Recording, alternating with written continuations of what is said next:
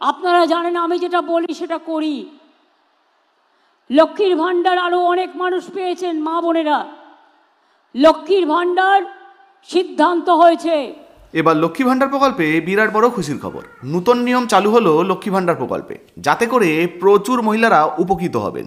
তো বর্তমানে এই লক্ষ্মী ভাণ্ডার প্রকল্পে যে সমস্ত মা বোনেরা আবেদন করে রেখেছেন তাদেরকে অতিরিক্ত কী কী সুবিধা দেওয়া হবে, বা এবার থেকে লক্ষ্মী ভাণ্ডার প্রকল্পে কী নিয়ম চালু হচ্ছে, নতুন মহিলারা কবে থেকে টাকা পেতে পারেন, সমস্ত কিছু এই ভিডিওতে এক এক করে জানাবো।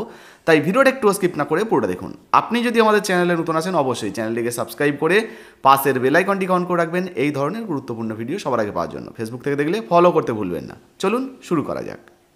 এবার লক্ষ্মী ভাণ্ডার প্রকল্পে নতুন নিয়ম চালু হয়ে গেল। দেখুন, বলা হয়েছে লক্ষ্মী ভাণ্ডারের জন্য আবেদন এবার বছরের যে কোনো সময়, অর্থাৎ এর আগে লক্ষ্মী ভাণ্ডার প্রকল্পে শুধুমাত্র দুয়ারে সরকার ক্যাম্প থেকে আবেদন করা যেত।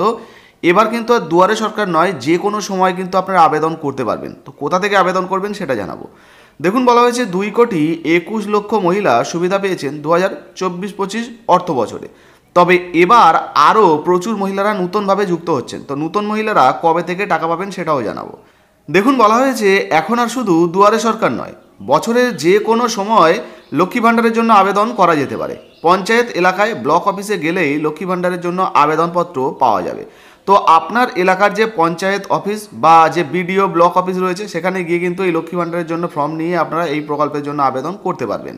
নির্দিষ্ট নিয়মাবলী মেনে আবেদনপত্র পূরণ করলে এই প্রকল্পের সুবিধা পাবেন রাজ্যের মহিলারা।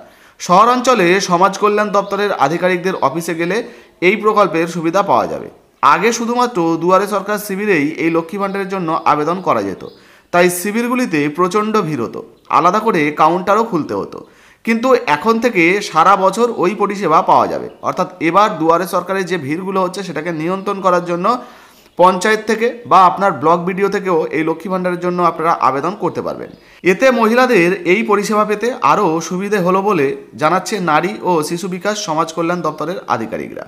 রাজ্যের মহিলাদের আর্থিকভাবে স্বনির্ভর করে তোলার লক্ষ্যে 2021 সালে এই প্রকল্পটি চালু করা হয়। 2024-25 অর্থবর্ষে প্রায় 2,21,00,000 মহিলা আর্থিক সুবিধা পেয়েছেন। সরাসরি মুখ্যমন্ত্রী এবং দুয়ারে সরকার কর্মসূচিতে নেওয়ার ফলে লক্ষ্মী ভাণ্ডারের জন্য আরও 13 লক্ষ আবেদনপত্র জমা পড়েছিল, তা মঞ্জুরও করা হয়েছে। ফলে লক্ষ্মী ভাণ্ডারের সুবিধা প্রাপকদের সংখ্যা বেড়ে দাঁড়িয়েছে 2,34,00,000। তো বুঝতে পারছেন, বর্তমানে এর আগে যদি আমরা দেখতাম সেক্ষেত্রে কিন্তু 2,21,00,000 মহিলারা লক্ষ্মী ভাণ্ডার প্রকল্পের সুবিধা পাচ্ছিলেন। এবার আরও 13 লক্ষ মহিলা কিন্তু নতুনভাবে যুক্ত হচ্ছেন, অর্থাৎ নতুন মহিলাদেরকেও কিন্তু লক্ষ্মী ভাণ্ডার প্রকল্পের টাকা দেওয়া হবে। আর এবার মোট 2,34,00,000 মহিলারা এই লক্ষ্মী ভাণ্ডার প্রকল্পের টাকা পাবেন। এই সংখ্যা শারদ উৎসবের আগে আরও বেড়ে যাবে। তার জন্য ইতিমধ্যেই পদক্ষেপ করা শুরুও হয়েছে। গত বছরের বাজেটে লক্ষ্মী ভাণ্ডার প্রকল্পে ভাতা বাড়ানো হয়েছে 500 টাকা। এর ফলে মহিলাদের ব্যাঙ্ক অ্যাকাউন্টে 1,000 টাকা করে ঢুকছে। অর্থাৎ যারা এর আগে 500 টাকা করে পাচ্ছিলেন তারা কিন্তু 1,000 টাকা করে পাচ্ছেন।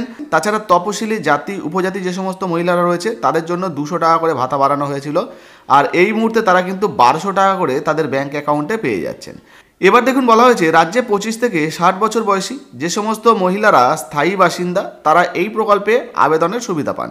তবে কোনো মহিলা সরকারি যদি চাকরি করে থাকেন বা সরকার পোষিত কোনো চাকরি করে থাকেন তিনি লক্ষ্মী ভাণ্ডার প্রকল্পের জন্য আবেদন করতে পারবেন না।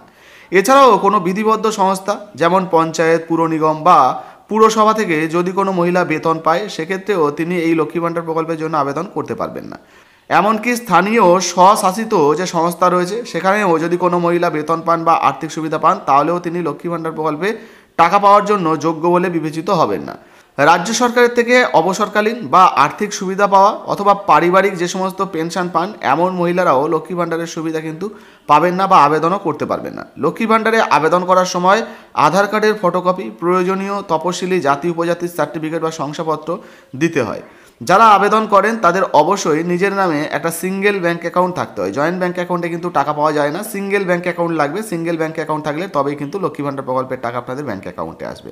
তো বুঝতে পারলেন, বর্তমানে নতুন করে প্রায় 13 লক্ষ মহিলা রয়েছে যারা কিন্তু এই লক্ষ্মী ভাণ্ডার প্রকল্পের টাকা পেতে চলেছেন। তো এই মাসে যদি টাকা না পান আগামী মাসে কিন্তু আপনার ব্যাঙ্ক অ্যাকাউন্টে লক্ষ্মী ভাণ্ডার প্রকল্পের টাকা ঢুকে যেতে পারে। তো এই মুহূর্তে লক্ষ্মী ভাণ্ডার প্রকল্পে আপনি আবেদন করেছেন কিনা অবশ্যই নিচের কমেন্ট বক্সে কমেন্ট করে জানাবেন। ভিডিও ভালো লাগলে লাইক দিয়ে শেয়ার করে দেবেন। ফেসবুক থেকে দেখলে ফলো করতে ভুলবেন না। ধন্যবাদ।